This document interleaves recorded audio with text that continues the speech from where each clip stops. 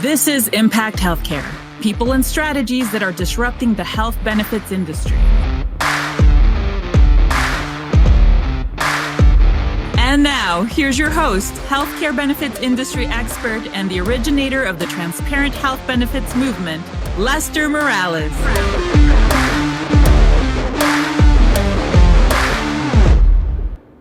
Man, I am super excited, one, for our guest, but two, we are coming live, first podcast episode of Impact Healthcare that we're doing live, and we're doing it live from the U-Powered Symposium here in Miami, Florida, Coral Gables to be exact. And we have a guest here, Ed. Ed, for our podcast listeners, introduce yourself. And one of the things I'd like to start off with is I believe there's a commonality of everybody that we have on our show, that they're salmon. They're swimming upstream. There's a reason they get up every day a little bit more fired up to do it the hard way. And I go with that's their why. There's something that fuels them. So if you wouldn't mind during your introduction, share what fuels you. Absolutely. And thanks again for having me. I appreciate it. So for me, well, first of all, I'm Ed Ligonde. I'm the Executive Vice President of Nielson Benefits Group. Just a regional firm out in Southern California, trying to do what we can. Benefit advisor for the last 14 years, which is crazy to think about already. But it probably took me about half that time to figure out exactly what my why was. For the longest time, I felt like I was trying to be like everyone else that was successful, and I'm sure that came off incredibly insincere and disingenuous and things of that nature. And ultimately, so I'm glad you said why, because I became a Simon Sinek fan. And Simon Sinek talks about his golden circle rule and starting with why. And that was a game changer for me, because back then, while I was trying to be someone else and I was trying to sell with product, that in our business, it's not about the logo you wear on your polo, right? It's who you are and what you believe, because people want to buy what you believe, right? 100%. And they want to do work with people where you have common beliefs. And so ultimately I realized that in our business, no one knew what they were doing as far as from the consumer perspective. I remember having lunch with my mom one day, and she's actually a family nurse practitioner. And she was telling me that she would recommend these course of actions for her patients, and they would say, look, I don't know what to do. I can't afford this. And they either didn't have healthcare, or they didn't know how to navigate the system. And my mom, not really knowing the healthcare system from an insurance perspective herself, wasn't really sure how to help these patients navigate as well. So, she tells me this, and then I realized that's a heck of an opportunity for someone in our position. If we're sitting here saying that we're helping employers work on their second biggest line item expense, who is that employer's number one asset? Their employees. Their employees, yeah. Exactly. And so we get to be people experience leaders, right? And we get to help educate them on a system that is incredibly confusing and things of that nature. So my why just became about educating and just being a consumer, and just rubbing my elbows with employees of any type of organization. And then also realize all the underrepresented people that are out there too, from an education standpoint, because you could be in an open enrollment meeting and you've got tens of, hundreds of different cultures in the room with you. Everyone's going to hear it very differently, right? And, in the beginning, you don't really realize that, whether it's, a Hispanic culture or Black or Asian or obviously Caucasian, everyone's going to hear it very differently. Yeah.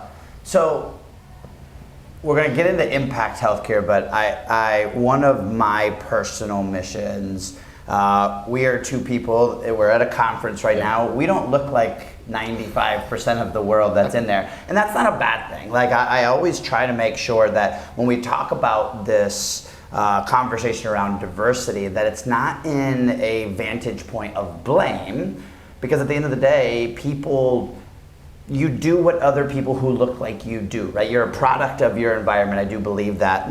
There are salmon in every stream. If we're gonna chop this up one day and we're gonna show it to a room full of kids who look like you, what would you tell them about this business, about entrepreneurship, about leadership, about business? Because a lot of people, and you probably didn't grow up thinking that you could be you. And then there was probably somebody that influenced you. There was a lot of hard work. There's a lot, I mean, you're emailing on the other side of the coast at 4 o'clock in the morning your time, so we communicate that. But what would you tell a room full of little Eds that are looking at me and saying, he does look like me? What would you tell them about this industry? Well, for one thing, I think we need to stop calling it the insurance industry. 100%. That just, to me, it just commoditizes something that is so people-oriented. And so I believe this is the people business. So if you want to impact people and you want to help save lives, this is a great business to be in. You're in the business of helping people. I mean, who doesn't want to be in a business of helping people in some way, shape, or form? And there's so many solution providers here that I've met with that wake up. And the whole point of this whole symposium, right, is, working with people who wake up with a similar kind of why. We just talked about that a second ago, yeah. right? And so, but you're absolutely right. It's that, we can probably count on one hand how many people look like you or me here, but I think that it takes people like you or me to start opening up the door and having these conversations. And again, I grew up in Fresno, California. I bounced around in Florida as well, and I was always the minority, whether it was on my soccer team, whether it was in college, or things of that nature. But I think that sometimes it just takes one or two people to just believe in you and remove that layer of racial fear or cultural fear to persevere. And I think you can really accomplish anything. Awesome. That's awesome. So we share something in common. We're both mama's boys. Yes. And you were telling me a story about your mom, and that kind of transcends into why impact healthcare is even a thing. That it is no longer a requirement to take a product off of a shelf that has a really recognizable logo on it and just take what it gives you, as opposed to building something that allows you to take advantage of it. Will you give us that? Give us the background of what happened with your mom, and then I want to dive into the reasons those things are important. This story always gets me, just because it's your mom. It is my mom, and I am a mama's boy, so I'm not gonna feel any shame for that. But ultimately, I had an opportunity to meet with an employer that happened to be in the agriculture business. My dad actually works at this company, and funny enough, it was one of my first ever new business opportunities when I first joined the business, and I'm sure back then they didn't take me seriously at all. I'm coming out of college. It was a favorite. Yeah, I had dreadlocks, and I wouldn't take me seriously. But nevertheless, fast forward, and I'm a different person. Obviously, I figured out my why. And fortunately, I started working with people like you and other people in this business who really wanted to impact healthcare. And so I felt like I had the right tools to really help this employer. They were taking 12 to 15, 16% increases year over year. They became the norm. The norm, yeah. They became so callous to it and so expectant that, hey, we're just going to spend an extra couple $100,000 a year on their benefits. So we started having the discussion of, when you're spending extra, are you getting more value out of that, or are you just spending extra just to spend extra, right? And so we had a fantastic conversation, and fast forward, it was a wonderful opportunity. Unfortunately, we got the business, but we put together an unbundled health plan that gave them the transparency that they weren't used to.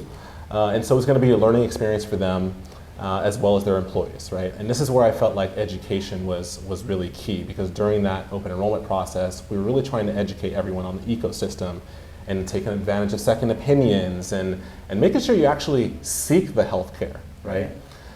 So month one of this plan, this just happened to be just after the holiday season. I had just seen my mom, and she didn't look that great, honestly. And didn't seem that great. And I remember I was heading out on a business trip, and I got a call from my dad saying my mom was going to hospital. And I said, why? And it had to do with her kidneys basically shutting down. You fast forward over the next couple of weeks, and it was just, the doctors cannot figure out what's going on. She's seeing nephrologists, she's seeing, heart doctors and everything of that nature, and no one can figure it out. She goes after biopsy after biopsy. I think she had 3 biopsies in one day. so much pain. It broke my heart to see her going through all of that. Ultimately, she gets diagnosed with this infection that they said was treatable but not necessarily curable, which kind of threw me off a little bit, but you know, these are the doctors. I'm not a doctor. Right. I trust these doctors. They seem like great, human beings, and really cared about my mom, but ultimately, it took forever to get results. I mean, my dad and I were on the phone all the time trying to figure out exactly what was going on with her care, because it was just a lot of uncertainty. We really didn't know what was causing this to happen. So next thing you know, her GFR levels are plummeting. If you know anything about CKD, that's not a good thing. Her creatinine was going through the roof. She was basically going from CKD1, stage 1, to 5 in a matter of weeks. Wow. Plummeting, and next thing we know, she was probably going to go down the path of dialysis. The second I heard the word dialysis, I know how big these claims are. They're extremely expensive, and here I am, brand new client, Right. unbundled health plan. I'm like, you guys are going to save so much money, but my mom's going to blow up your plan. Right. But this is my mom, Right. So I want her to have the best care at the same time, and if it's a family member, you're like, I don't care the cost. I want to make sure they're taken care of. 100%. So that was one of the tough aspects to deal with, and then ultimately, what we ended up doing was exercising. One of the things that I forgot that we put in the plan was basically a second opinion process. Anytime someone was going to have a very, very expensive claim, basically almost mandated a second opinion. We finally got her access to providers that were in Stanford that specialized in kidneys. They figured out her case in 24 hours. Wow. Realized that it was basically a mismatch of medications, and they got her on some new medications, and my mom is doing fantastic these days. So, And we diverted away from a $300,000 or $400,000 claim. dialysis, right? Yeah. Right. So Much to unpack there. I want to start with two things, and it's really with the notion of this second opinion. yeah. There's a lot to even unpack in a conversation of second opinion, right? Because at the end of the day, you might look at it and say, well, that's more healthcare, right? So if you're sitting down thinking, okay, wait a second, I'm going down this road, I'm going to encourage, steer, kick, mandate, whatever word we want to use, this second opinion conversation. And intuitively, let's say a CFO who's looking at the numbers saying, well, wait a second, we're asking people to go seek more healthcare, to go talk to more people. On the other end, you might look at it too from a doc's perspective and says, hey, I went to med school too, right? Yeah. But we all know that we can talk about quality till we're blue in the face, but let's just talk about at-bats, right? You're talking about Stanford versus your hometown of Fresno, nothing against the docs there. I'm sure that, to your point, they're great people, but the reality of it is a world-class scenario. So one might intuitively say, that's invasive, that's, how do you mandate that? An employer might look at it and be like, do I really want to get in my people's business? Talk about that conversation from the advisor's side, and then I want you to sit on the other seat as the son. Yeah. And because I find that that's so two ends of the spectrum, but it's a real conversation because everybody we deal with is a mom, is a brother, is a son, and I'd love to get your opinion on both sides of that. Absolutely. So from the employer side of things, getting your hands dirty and getting into people's business, I can totally empathize with maybe the resistance behind that. But I think a lot of that comes down to the education of your duty to your employees. If you're providing healthcare and you're spending millions of dollars a year, maybe give them the access to the tools so that they can give their best selves to work each day, right? Right. And so that's my stance, right? And I'm just one person in this business, but ultimately that's my belief in, if you're going to spend this much money, let's make it the best valuable as possible. And so I can totally understand the additional at-bats and maybe it's additional claim spend. But at the same time, I grew up playing soccer, right? And if I had one practice and then went out and played the game, I probably wasn't ready for that game. But maybe if I had a second practice or changed the environment, who knows, right? That, it's more at-bats, right? And so ultimately, understanding the value of the second opinion and the fact that people don't realize how many cases are misdiagnosed per year. 12 million is the last stat I saw. 12 million people are misdiagnosed a year. Yeah. It's crazy. I mean, how many unnecessary surgeries, unnecessary chemotherapy even, or things of that nature. And so and that's unnecessary spend, right, as well. And so if looking at my mom's case again, using her as an example, if we just went down the path of dialysis, she would have been miserable. Right. And would that have even fixed her case? Right. Probably not. So that's where I think that sometimes you spend a little bit extra. It's like an investment in your health, right? You hear the things where people say, eat healthy now. You either pay for it now, you pay for it later. Right. Right. I'd rather pay for it now. 100%. Right? 100%. So now flip it around. Yeah. Now this is mom. And mom's accessing healthcare like everybody else would. Yeah. I go to my local doc, they tell me what to do. These are the trusted professionals. But at the end of the day, you're seeing a declination in her health. And now turn that around as the son. Yeah. Talk to me about how that perspective changes there. Well, it's a mental battle, right? Because you didn't go to me, I didn't go to med school, right? And so you want to trust in all of this, but ultimately, when it's a family member, and I try to treat anybody that I work with in a similar fashion, but especially when it's a family member, you want the best possible care as much as possible for them. Extend their life as much as possible too, or at least try to get a better understanding.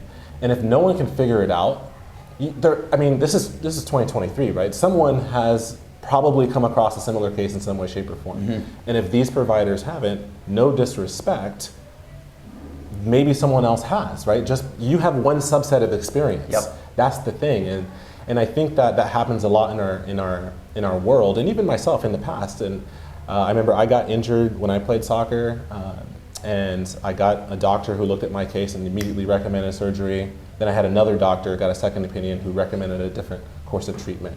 And we went down that path, and it was a lot better for me at the time. Ultimately, surgery ended up being the case, but it was a much more educated and consultative process at that point in time.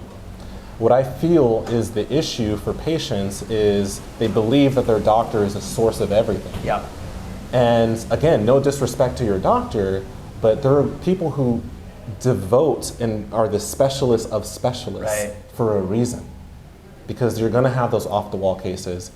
And so I think we need to have easier access to those particular types of providers. Well, and the world is moving so fast, advancements are happening so fast that no one person, especially geographically confined to only one area, exactly, is going to be as smart as the world, in this conversation. So this happens.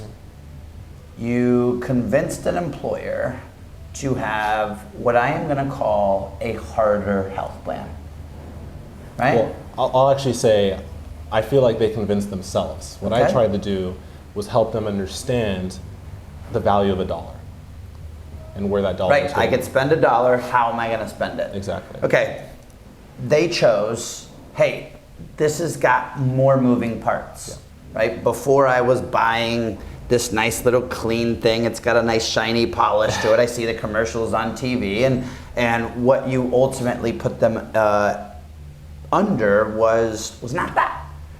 Talk to me about their perspective before and after, because back to the I don't want to be in my people's business. Yeah. It's really interesting because for me, whether you make it your business or not, it's your business.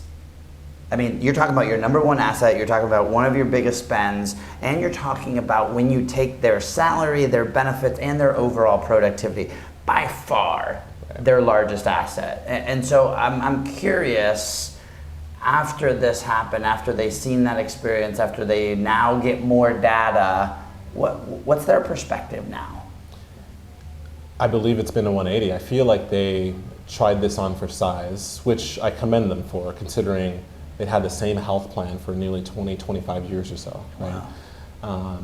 So I commend them for taking that leap of faith, ultimately, and diving in to try to bring some better health care to their employees. And of course, it's a completely different experience. It's no longer set it and forget it, right? But one of the things that we had all agreed upon is that ease is the biggest, threat to progress. And when we understood that concept in and of itself, they then realized that if we really do care about our employees, maybe we don't necessarily need to ourselves sink our teeth into every single employee's business, but we need to provide them the tools and the education and bring the specialists in to help them as much as possible. Especially in the agriculture business, there are so many individuals who just don't understand the system, or aren't being educated in the way they'd like to receive the information. Well, you've got English second language. You've got people who probably don't sit in front of a computer. They're out in the field doing it, right? Whatever it is, and in that scenario, like trying to give them whatever you give everybody else, and like you can't give the law firm the same structure as that. When you say give them the tools, give me a subsegment of the things that in that scenario when you're sitting in open enrollment meetings, before was, hey, you've got insert shiny logo here, now you've got X. What was the messaging to the employees? I'm curious into that, because we're talking about, again, agriculture. So talk to me about that. So there's what I find is a common misconception is that employees in the agriculture space don't have access to tech, and that's just far from the truth. I was having this discussion with this particular employer and several others in the agriculture space as well, which I thought was really interesting. They're out in the field, but they have their phones on them all the time, and who doesn't have a smartphone anymore, right? And it's becoming such a norm anymore. So from a tools perspective, we basically put their healthcare in their pocket. So we gave them some transparency tools, mobile apps that are bilingual as well, so that they can easily access the care that they need.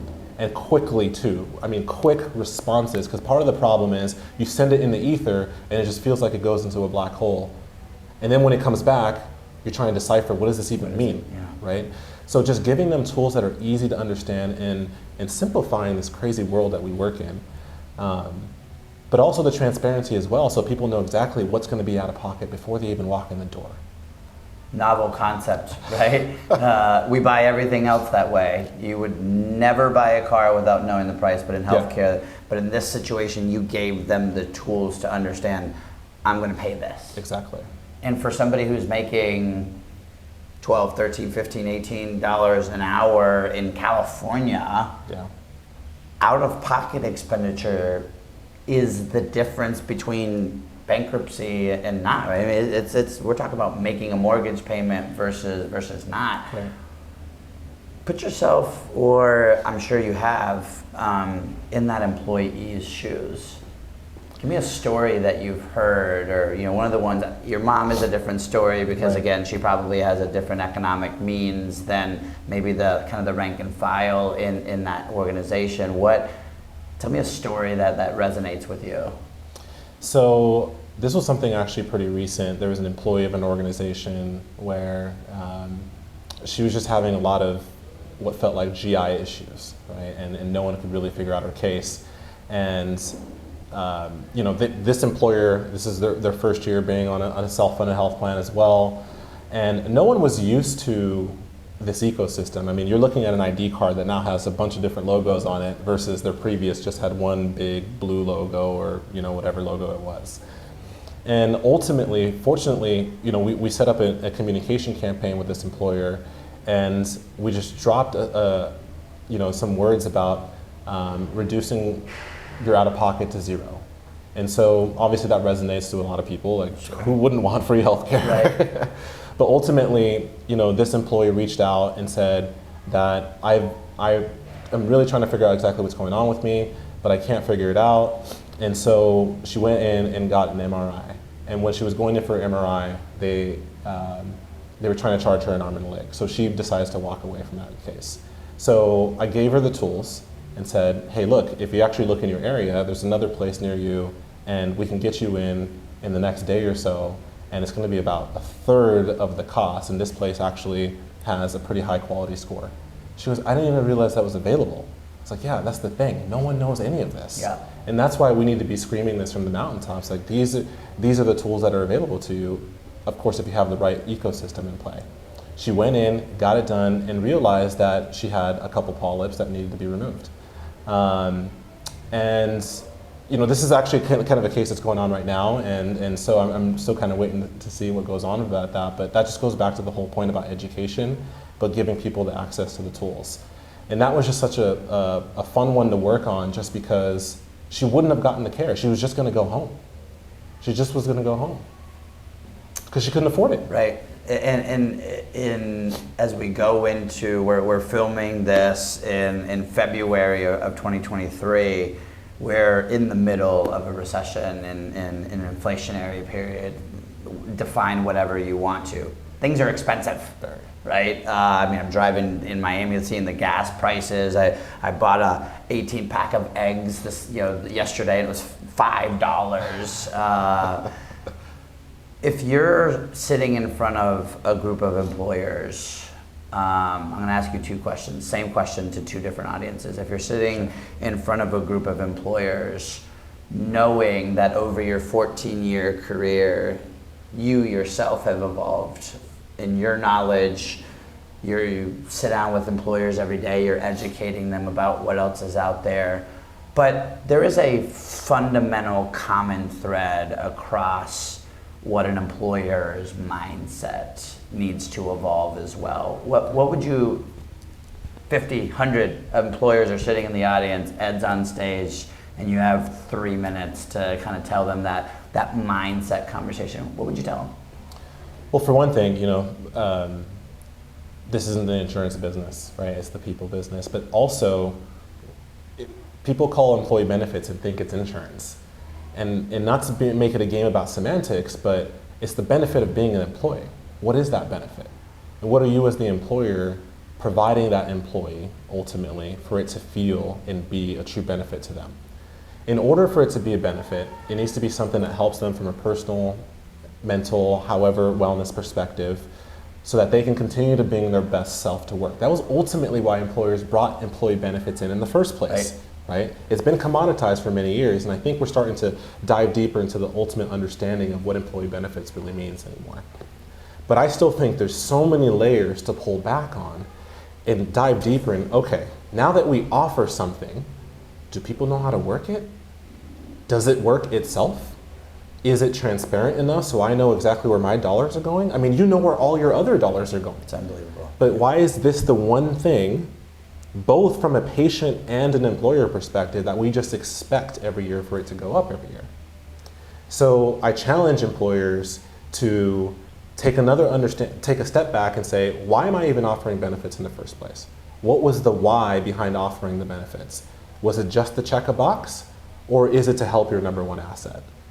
And then if it is number two, to help your number one asset, then I want to challenge you again to take the time, get the knowledge as much as possible, go to these events, understand the solution providers. And we had a great talk earlier today about hospital transparency and what's going on behind the system, right? And I think having that understanding will help you realize what you need to do for your employees. So, same question, but it's a room of our peers. Wow.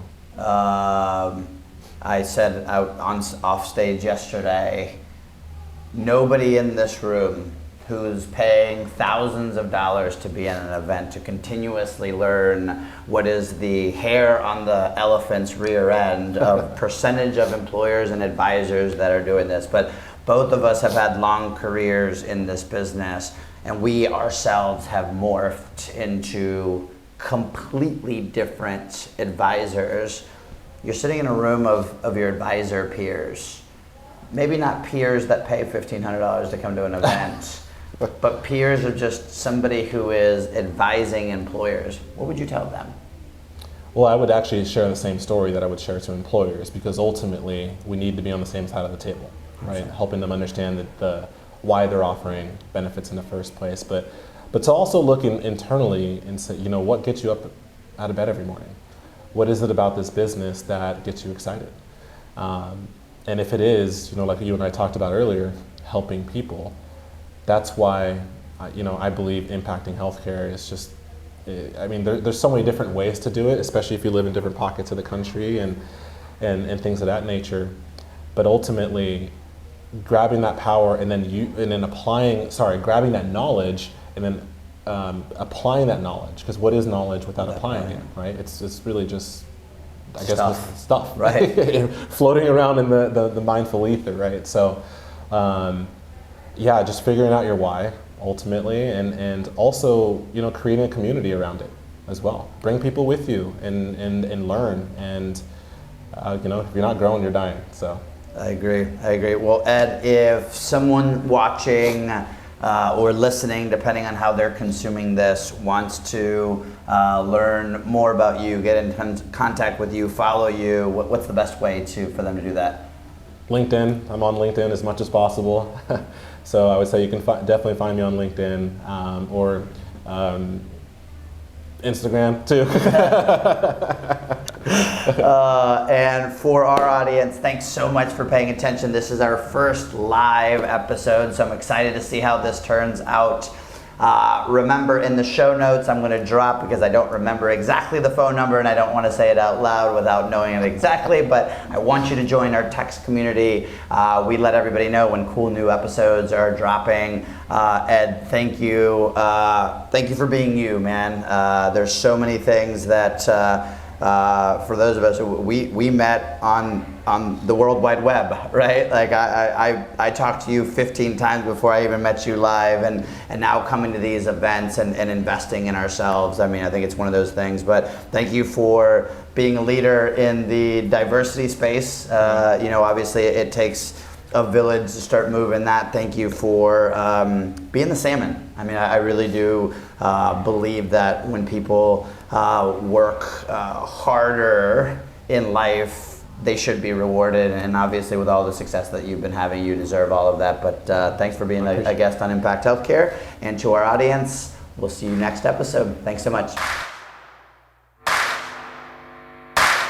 You've been listening to Impact Healthcare, people and strategies that are disrupting the health benefits industry with Lester Morales.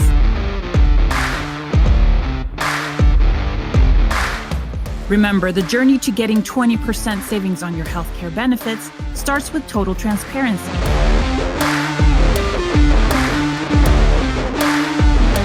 Remember to subscribe to the Impact Healthcare podcast on iTunes or wherever you get your podcasts.